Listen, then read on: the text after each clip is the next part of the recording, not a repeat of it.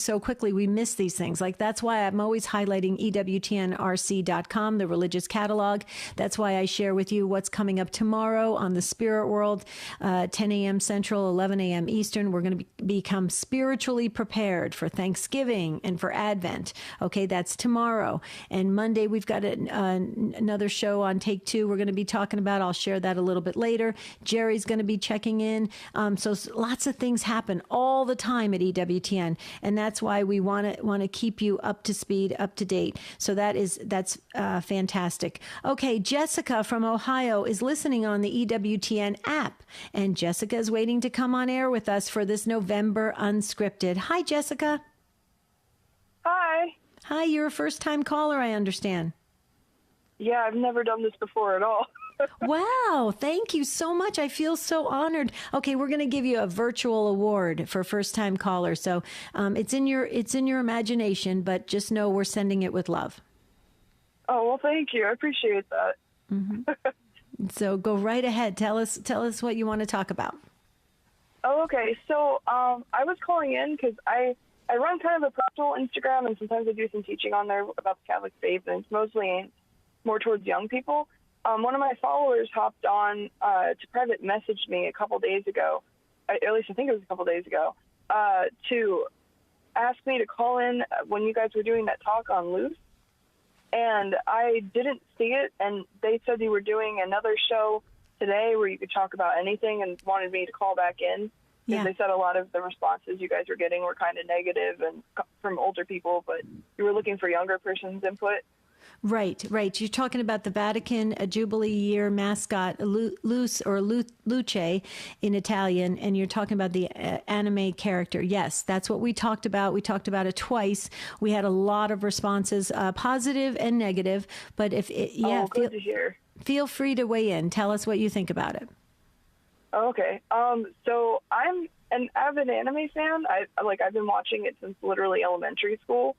I still remember the days when One Piece was on, WB for kids, and it was one of the worst runs of it because of them having to clean it up a bit more. But anyway, so I've been in anime circles for a really long time, and I can tell you too, just from the response I've seen, a lot of it's been pretty positive, and I've actually seen the mascot show up in non-Christian spaces with people at least talking about her, which I think is pretty amazing, especially since there is a good portion of the anime community that is very anti-Christian. A lot of them are dealing with what they would call church hurt.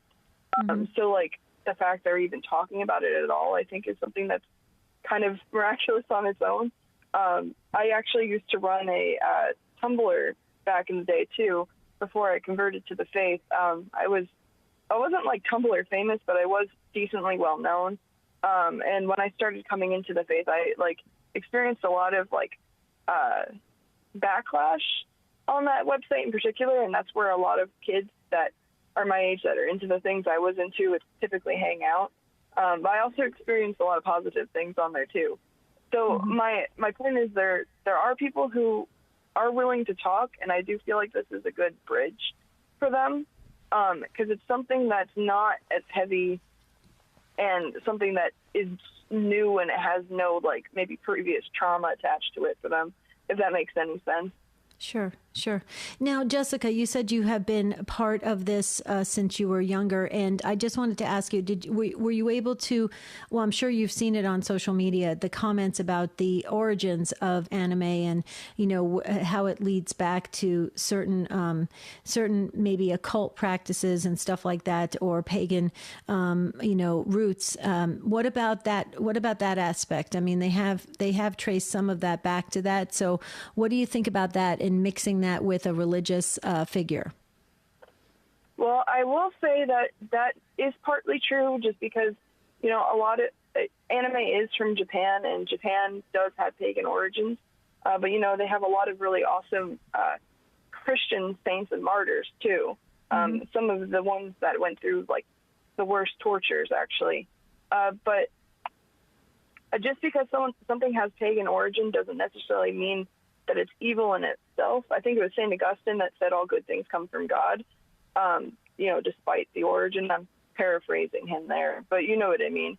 And there are aspects of anime that I do think are pretty good. like there's certain anime that I would never let anyone see, let alone like a younger child. But there's also a lot of good anime that I think instills moral values and also really does help encourage younger people to be more active, to be more community-minded. You know, you have a lot of these things that are present in anime that I feel like instills good values when it comes to like courage and bravery and, you know, standing on your own, but also standing for others, you know, because I feel like what we used to see in comic books before they got taken over by, you know, the LGBTQIA rhetoric, you're seeing a lot of that in certain types of manga, which is what manga turns into anime. So manga is like basically the comic book version of anime.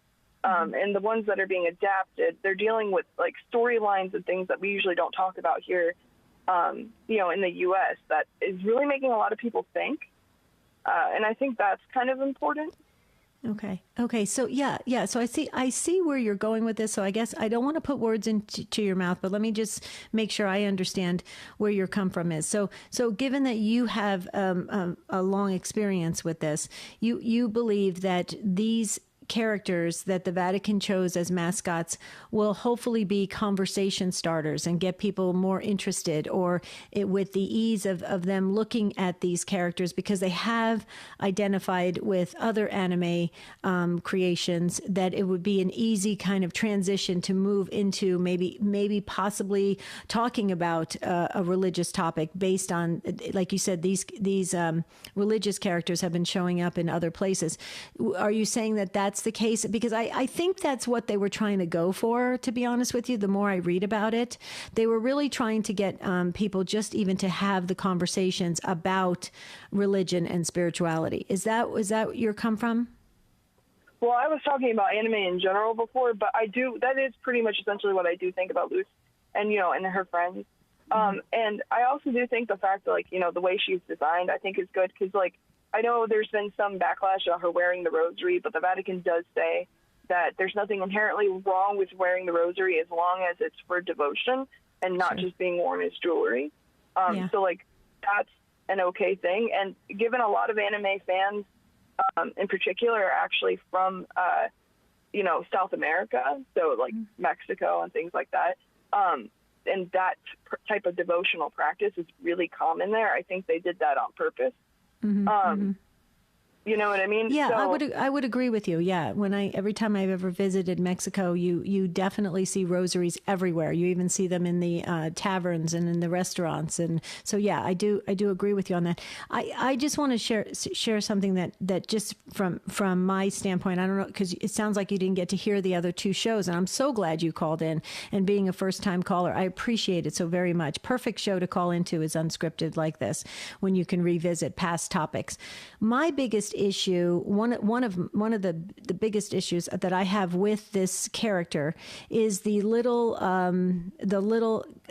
friend of Luce or Luce, however you want to say it, the character that is the baby that is depicted as the angel in the diaper and everything. I just find that to be, I know it looks cute. I know it's typical to what we see in these porcelain figurines that people like to have of little angels everywhere. I understand that, but it's having, I'm a person that studied angels for many years and I have a strong devotion to the angels, the holy angels. And it just bothers me to have angels that are so superior to us and so, you know, strong and mighty and they're warriors and they're tough and they are really, really doing God's mission work, and to have them depicted as a baby angel with wings, to me it's just so insulting. And I understand that I guess you could start a conversation about it, but to me I don't understand how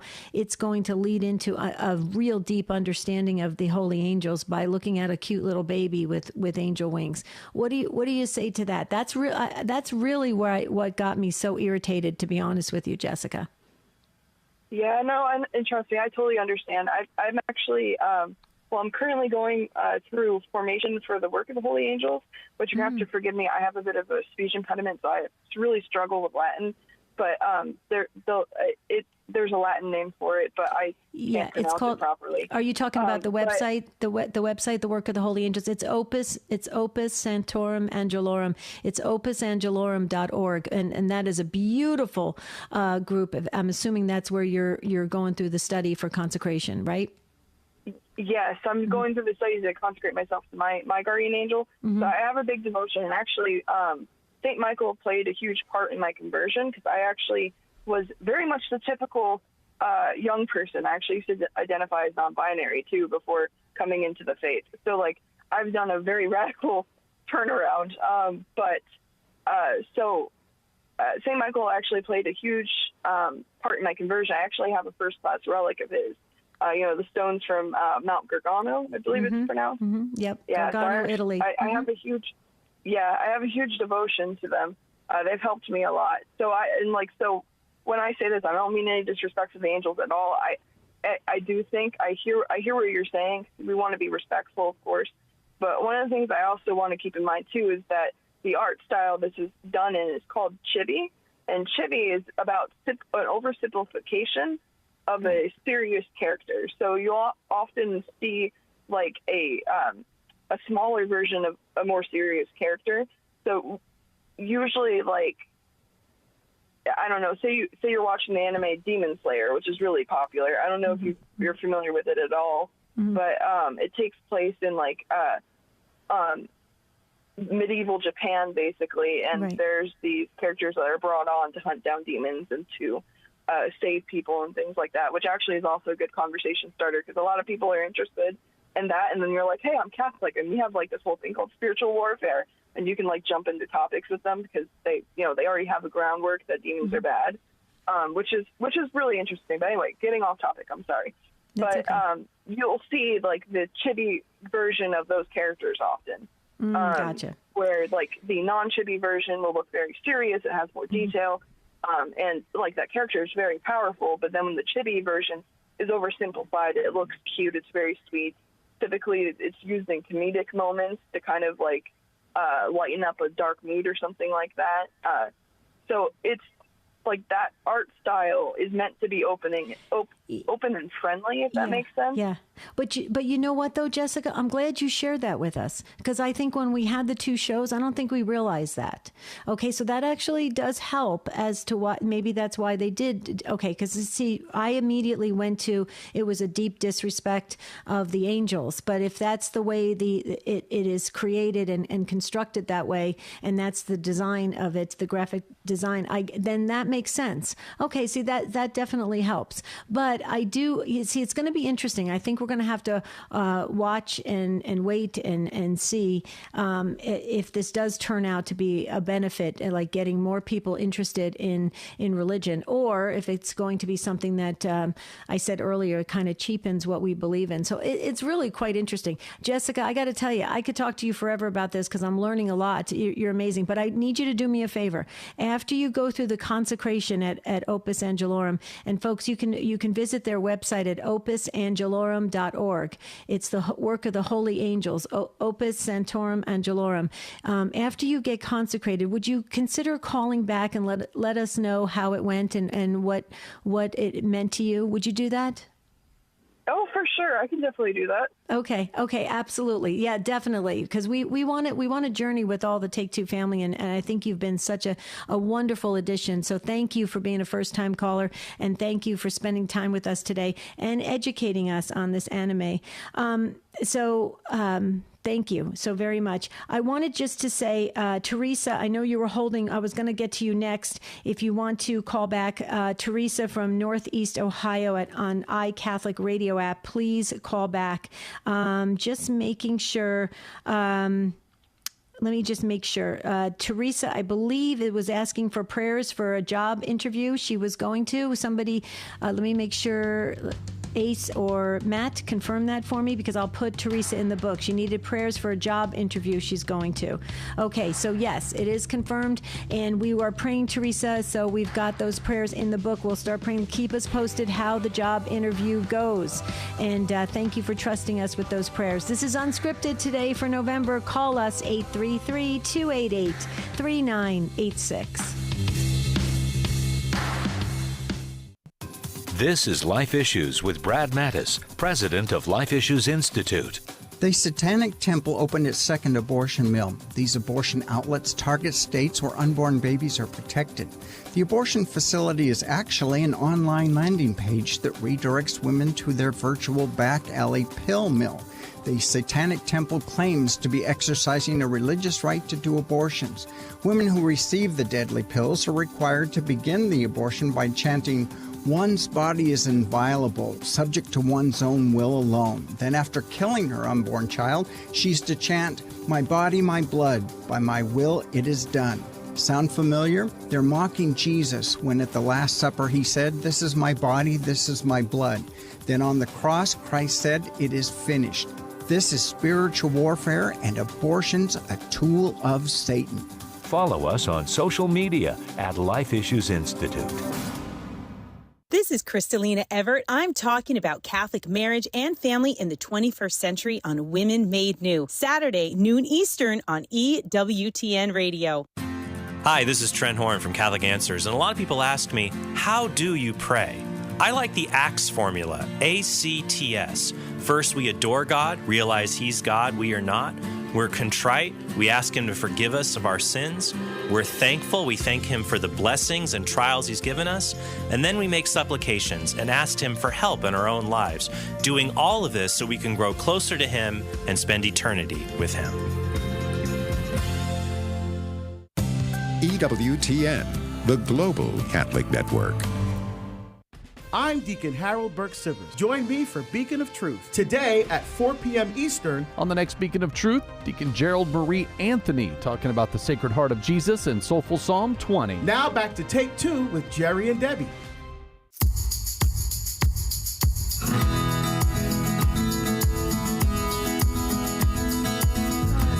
Little tune for Unscripted. That's our unscripted music, and we want you to call in. You can share a question, a comment, visit a past show, suggest a future topic, anything you want to ask about the faith or about relationships. We're here to receive your call. Rich is on social media. I'm waving to you guys on YouTube. You guys got the chats going. Thanks, you guys. Matt Kabinski's on the phones, and I'd love to hear from you. We've got Ace at the controls. The number to dial for Unscripted is 833-288 EWTN. That's 833-288-3986. And Teresa, prayers are already going up to heaven for you in the job interview, so that is great. Wanted to let you know that. Also, Jennifer, folks are saying that they are praying for you continuously, so that should make you feel good. I'd love to hear from you. And yes, I am a little bit fired up and excited because it's the final day of Annunciation Radio's Share-a-thon, and I'm hearing from folks in Ohio saying thanks for the shout out. You're quite welcome. And I'll be back with you this afternoon to close out the Share-a-thon. So that's going to be very, very, very much a wonderful experience. And we got to spend an hour this morning with the Bishop of Diocese of Toledo, Bishop Daniel Thomas. Oh, was it extraordinary. We had the best time. So Bishop Thomas, if you're listening, it was just amazing to be with you. And hopefully we're going to get you on Take Two soon. So that would be great because of his new post at the USCCB on pro-life issues. So that's amazing. Also, wanted to say that there are a lot of pledge drives happening right now, and also some coming up for the December and end of the year winter drives like Guadalupe Radio Network and others. Please, when your local listening area comes to you, step up in a big way. We need Catholic radio now more than ever because folks are listening, and a lot of non-Catholics are listening, and they love what they hear. Why? How do we know that? Well, because they call in to Take Two, and we love them. They're part of the Take Two family. So just please, it's a great time to have Catholic radio. It's a precious jewel in our midst. And so let's go back to the phones on this Unscripted and hear what Diana has to say from Littleton, Colorado, listening on our friends at Catholic Radio Network. Hi, Diana. Hi, Debbie. I just wanted to share something. I hope this will be. It's cool to me, so I hope. I was telling Matt that we just had two great nephews born. One Sunday night and one Monday. Mm-hmm. And wow. Actually, the one my brother won't get to. He passed away like going on 11 years ago, so it'd be his first grandchild. But anyway, my sister-in-law, which is married to my brother that passed away, Patrick. She sent me a plaque from the hospital. The sister Zeta came over to the United States at age 15, and this is in Des Moines, Iowa, and she was in Council Bluffs, Iowa for a while.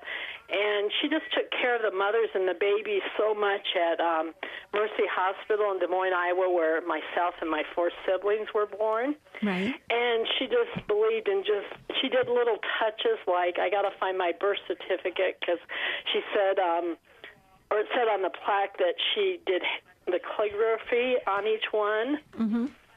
And she was like 92, I think, when she died. But there was a really funny story when my mom, I don't know if I can say this on the air for sure, but it was just a really funny story when my brother was born, my oldest brother, because I'm the oldest, then my sister, and then three brothers. And so she just told my mom my maiden name was Walsh, and she just said, "Oh, Mrs. Walsh, don't worry about that. It just happens all the time." So I don't know if I should say it or not.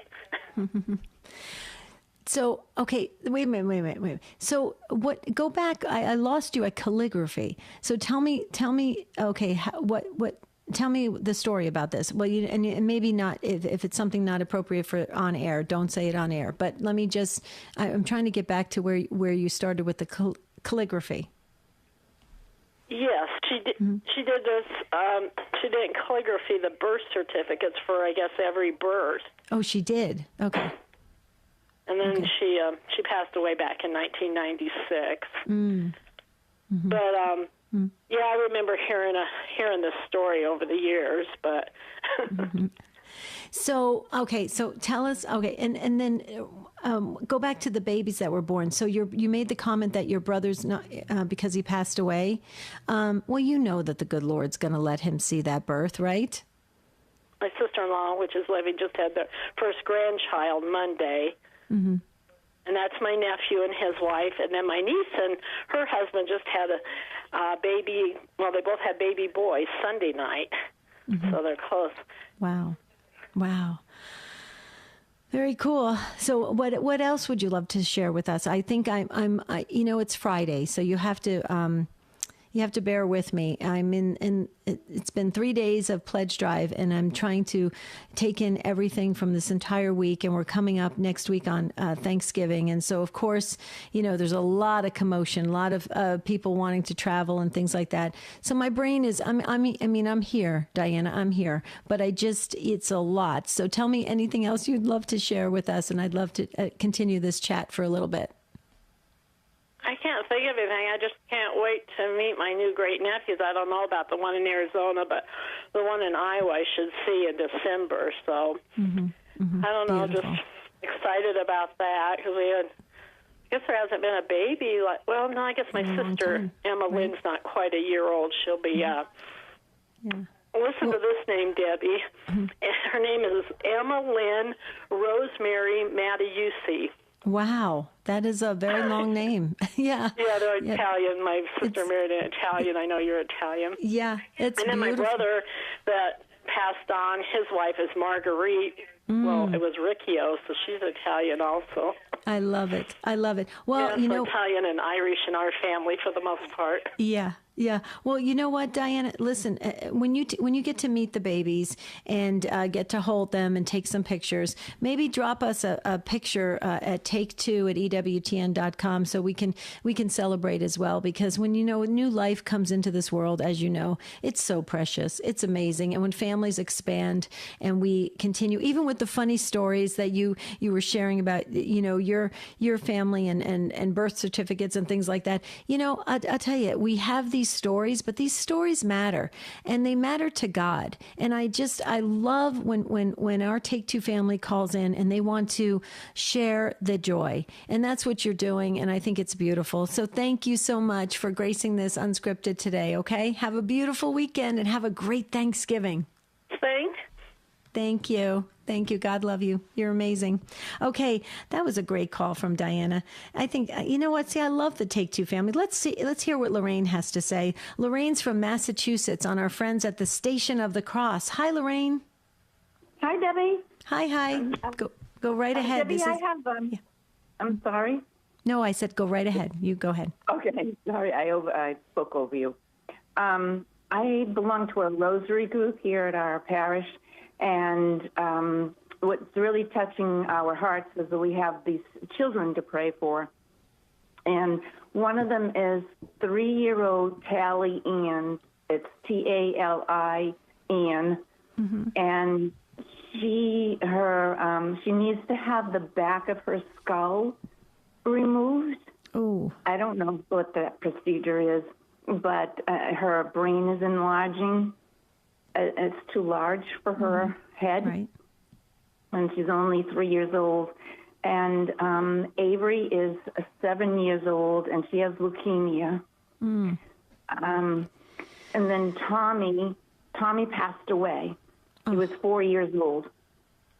And so I don't know what he passed away from. We were just asked. And he passed away here in Massachusetts.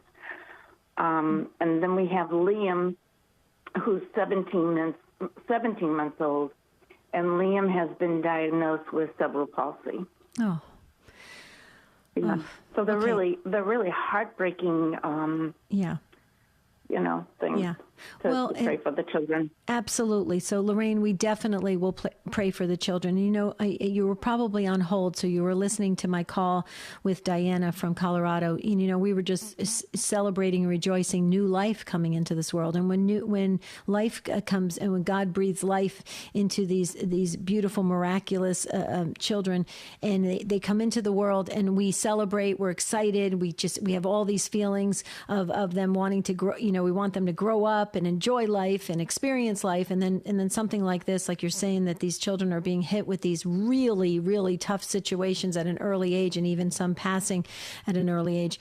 We're not even sure why and how this all happens.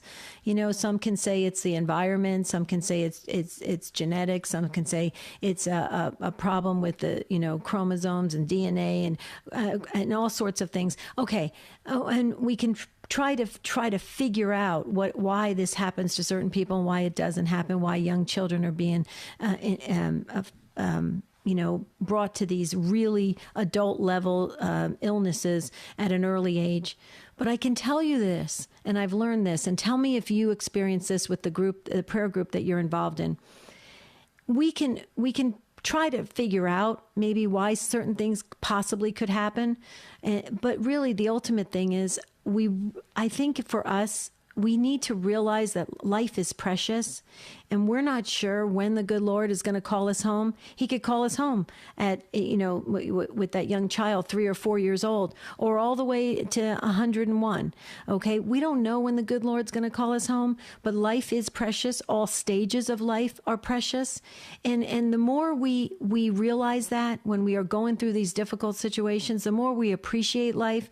I do believe that the more we can come together as the body of Christ and do the right thing by supporting all of these young children and adults who are going through some really tough situations with prayer. Will we see miracles? Yeah, we will.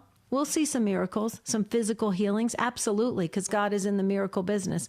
But oftentimes it's for the spiritual depth, the spiritual healing. So I want to just encourage our listeners that I know when we're hearing these really sad situations, especially around the holidays with children fighting cancer and all sorts of things, it breaks your heart. It really does. But it's a chance for us to really hold on to the preciousness of life. What do you say to that, Lorraine?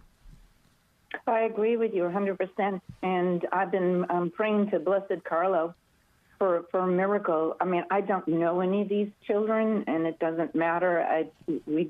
Our hearts go out to them.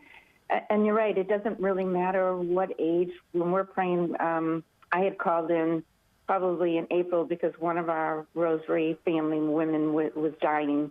Mm-hmm. And she had gone to Lourdes, and it was just on fire. And then she came back, and everything went wrong. And she passed away in May. And now we have another lady. She's in her 70s, and she has bone cancer. Oh. Yeah. Yeah, I know that a lot of people are really, really suffering with some major illnesses, and I mean they're going through a lot and a lot of different things at once. It's the first time I think in all my 59 years I've ever heard of that. I rarely, when I was growing up, heard of people having cancer. Now people are having 2 and 3 cancers at one time. I mean, it's really overwhelming, and we need absolutely more prayer, and we've got to live out, I believe, our Catholic Christian faith in the world in order to help heal all this, because I think some of this comes from the ripple effect of sinful choices. Some of it, not all of it. Some of it comes from the ripple effects of the choices that we have made as a world. What do you say to that, real quickly? Oh, 100%. I'm with you. Yeah. Yeah, I tell you, I'm hopeful for what's coming up in the next couple of years, because I think a lot of people are tired of being sick, and they're just done with it, and they want to start to look into healthy choices and a healthy lifestyle and healthy and clean eating and good food and healthy food. And I think it's important. It's a good mindset to have, and I think I think we're seeing that there's a shift happening where people are saying, no, we want to start getting back to what's wholesome and good, and that's always going to. What's the good news about that, Lorraine, is it's going to lead us to God, because anything that's really good and wholesome and pure, you ultimately end up connecting that with God. So that's a good thing. All right. Thank you so much. I've got everybody in the book, and we are praying along with you. And I appreciate it that you called in and shared with us. I'm sorry, you guys, lately this whole week, you guys have been getting me very emotional with all of your testimonies, your comments, and anytime you share some really deep topics, I don't know why this week I'm so emotional. I don't know what's going on. I think it's just because Thanksgiving does it to me sometimes. Thanksgiving is a beautiful, beautiful chance to get together with family and friends. And, you miss your parents when they're not there. And as your parents pass on and they die, it's sad. We know when there's that missing place at the table. Okay, let's hear what Frank has to say from Philadelphia, Pennsylvania on Holy Spirit Radio. Hi, Frank. Thanks for waiting and welcome. Hold on. Wait a second. Okay, I'll hold on, Frank. No worries. No, put the phone down. I didn't know it was next. Sorry about that. Yeah, you go right ahead. When I called in, I asked the gentleman, I was turning stations. I was trying to find EWTN. I have an old-fashioned clock radio. It never comes in clear. It's all staticky usually. And today it came in crystal clear, so I wasn't sure I had the right station or not. I don't know who you are, but my question is this. Doctors told me there's no cure for what I have. I have a lot of chronic problems. For 17 years, they said it's idiopathic, unknown causes. For 4 years, they called it autoimmune. The last 4 years, they said genetic mutation, no cure for it. What other problem they say is not genetic mutation, but I don't know what's causing it. Naturopathic doctors, holistic doctors told me, yes, that's hogwash. It's a matter of clean up your diet, take the right supplements, and give it time, and the body heals itself. I mean, I want to believe them. I mean, is it false hope, or do you let God roll the dice and see what happens? What do I do? Oh, wow. Well, I don't want to give you any medical advice, because you should really be listening to your doctors. But if you're just asking me personally, I think you should. This is me. This is just me personally. If it was me, and I was giving a diagnosis of something, and they said this is the only way it can be done, I usually get a second and third and fourth and fifth opinion, and then I take it to prayer, and I really go in that direction of what I feel is the best for me. Now, I'm not recommending that for anyone else. I will tell you that there are times in my life in 59 years that I have leaned heavily on my medical doctors for their advice and their plan for me, and it has been wonderful. And there have been other times I have leaned on alternative medicine and treatment, and that has been wonderful. But I take my time in discernment, and I'm very careful about it, because I've always wanted to be a doctor when I was little, and so I do a lot of research. But I can't really, Frank, tell you which way to go. But this is what I would say: use prayer wisely and discernment. Ask you're Catholic, right, Frank? Yes, and altar boy for 3 years. A long Okay, time good. ago. Okay, good. So what you want to do is ask the angels and saints to help you with this discernment process, with what's going on with your own body and what they're telling you it can be done and can't be done. Use your instincts. Your instincts are there for a reason. So use your instincts. Be comfortable with what you decide for you. And I wouldn't lean on anybody else telling, like me or anybody else, like a friend telling you what to do. It really you have to feel comfortable with it. Because one thing I will say, when somebody's making medical decisions for themselves, they don't want to have any regrets. And they certainly don't want to say, well, I listened to my sister on this, or I listened to my brother and it went wrong. That's not, you really want to take control of the care for your own body. But here's what I would say spiritually. Put aside all the physical ailments and all the physical problems. Okay, put that aside for a minute. The most important thing, Frank, is your soul. That is the most important thing. Okay, I know you probably want to live, like the rest of us, to 100 years old. I get it. Everybody wants to live a long life. Nobody really wants to die, right? They want to live a long life. But our soul is the most important thing we can worry about and care for. And so what I would suggest, that while you're going through this, let your suffering and let your frustration with all this, let it work for you spiritually rather than against you. Align your suffering with Jesus. Get very close to Jesus, because he suffered greatly. And so get very close to Jesus and let your soul get really, really, really strong. And if and when the good Lord calls you home now or 100 years from now, it doesn't matter. It doesn't matter. The soul is what matters. So I always tell everyone, get your soul strong, get in a good spiritual state, get in a state of grace, stay in a state of grace. And if the body fails, the body fails. If the body works, the body works. And do I believe that the body heals? I think the Lord created an extraordinary body that has a great ability to heal and to get well, but from various choices that we make, like clean eating and all sorts of stuff. So I don't know if that was a direct answer to your question, but you see where I'm going with this. I think you got to take it step by step and bring a lot of information, and then you make the best decision. What do you say, Frank?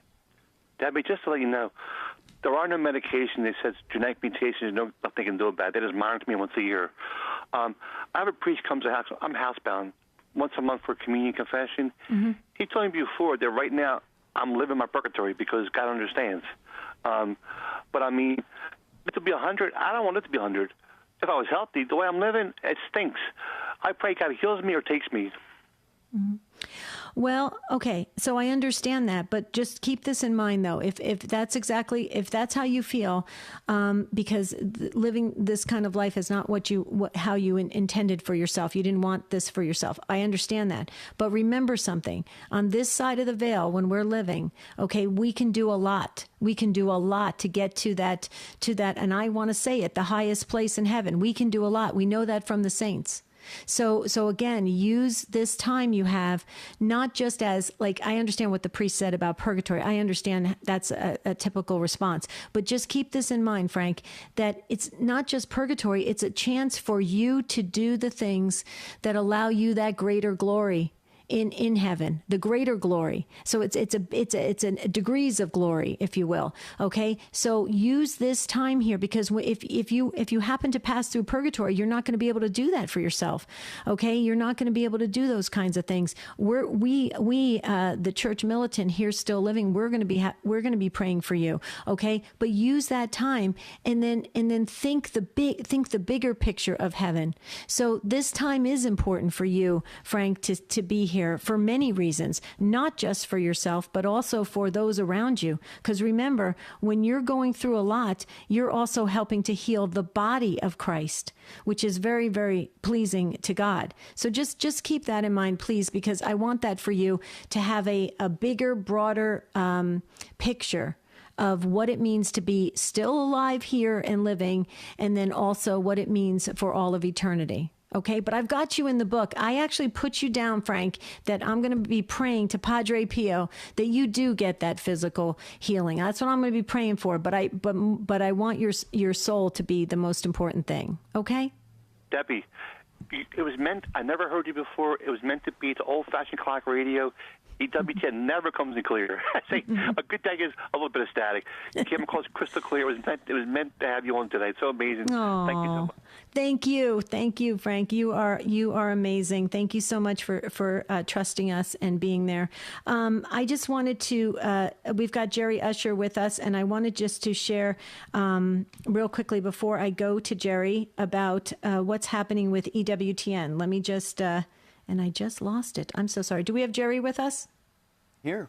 Oh, good. Hi, Jerry. Okay, now I just got it back. Don't go anywhere, Jerry. Okay. I just wanted to share EWTN is hiring radio with a mission. EWTN wants to hire you as the largest Catholic media network in the world. EWTN is dedicated to bringing the eternal word to millions around the globe across all platforms, and radio is growing. Come join us as a radio producer in the main campus in Birmingham, Alabama.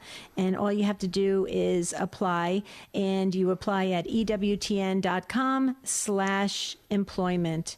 And let's leave it at that because we still have folks on hold. And Jerry, I wanted to bring you on air with us because we have a check-in with you at the seminary.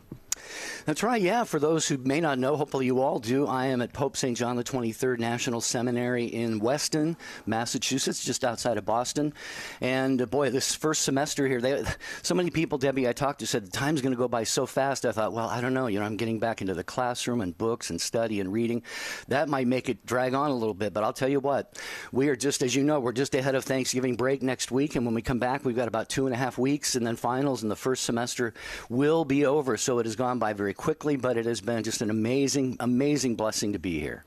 Well, we're so glad that you check in from time to time because it sounds like you're doing great and everything. You're just so situated there and it's working out well. And we can't wait to have you back. We have the show calendar with topics all the way till the end of December. And then we start in January with you. So you'll be adding those topics to the calendar, and we can't wait to have you back on a regular basis, Jerry. Real quickly, let me just share, and I'll let you take us out for the weekend. Lisa from Philadelphia and also Karen from Ohio. I'm so sorry. We're not going to get to you for this Unscripted. You can always call back for December Unscripted. We will do it again in December.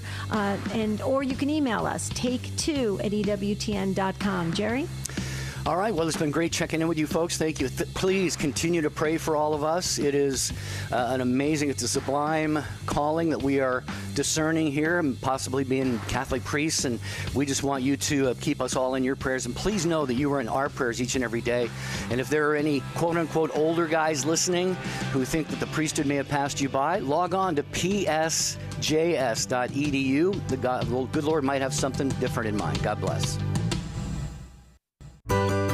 Life coaching has been around for many years, helping people with their relationships, careers, health, and finances. However,